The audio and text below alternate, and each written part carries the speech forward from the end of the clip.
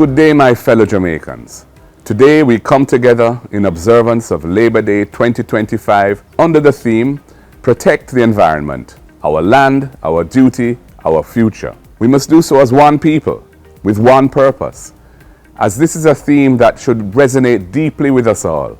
We know that this island on which we live, the rivers that flow through our valleys, the mountains that rise above our cities and towns, and the seas that surround us are not just beautiful scenery, they are our birthright, the foundation of our future, and our responsibility to protect and preserve for generations to come. This year's slogan, Jamaica Nice, Protect with Paradise, is a rallying cry that reminds us that our beautiful country is a gift from God that we cannot take for granted. Labor Day is a time when we roll up our sleeves and come together as one nation in the spirit of service. This year, that spirit requires us to dedicate our efforts to protecting our natural environment, the very air we breathe, the forests, rivers, beaches, coral reefs and other marine ecosystems, the aquifers underground that collect and store our water resources, and the unique, precious biodiversity that is truly irreplaceable. Jamaica Nice, Protect with Paradise reminds us that our island is a national treasure and a global gem. But it is also vulnerable. It demands our diligent and watchful care. We each have a responsibility to preserve it so that it's not irretrievably lost, so that generations to come don't look back and say, we let them down. Labor Day has been a time of national unity where we work together for the betterment of our communities. Today, that call to action demands that we face the daunting realities of environmental degradation amidst an unfolding climate crisis. The climate crisis is not distant. It's not a speculative threat. It's becoming our lived reality. Changing weather patterns that produce more extreme rainfall, droughts, warming temperatures, flooding, and rising sea levels. They're already affecting our way of life, our economy, our health, and our food security. And while Jamaica's greenhouse gas emissions are relatively insignificant in global terms, we are among the most vulnerable to the effects of climate change that are being generated in this interconnected world. That is why we must demand that the world takes bold action for climate justice and for the survival and sustainability of particularly vulnerable islands like ours. We must recognize that climate justice has become a fundamental element of social justice.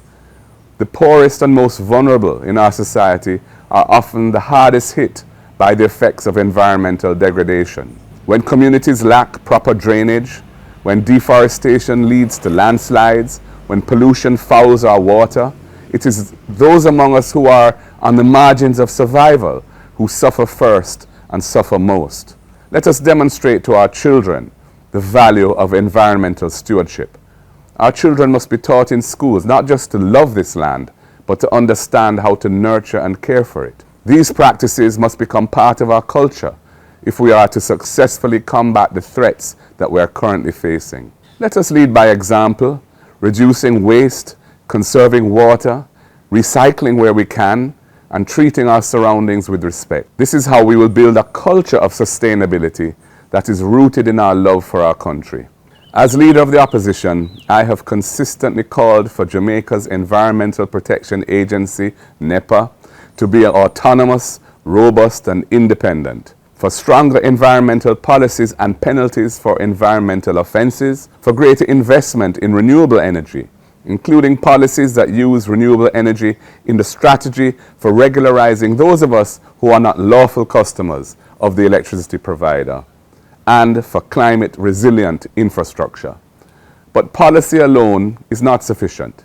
We must act, not only in the interests of the environment, but to meet the demands of equity and fairness in our society. So today, as thousands of Jamaicans paint our schools, clean gullies, plant trees, restore playgrounds, and beautify public spaces across our country, I salute you. You are doing the work of nation building, work that improves the physical environment and uplifts the spirit of unity and purpose that is the foundation of Jamaica's greatness.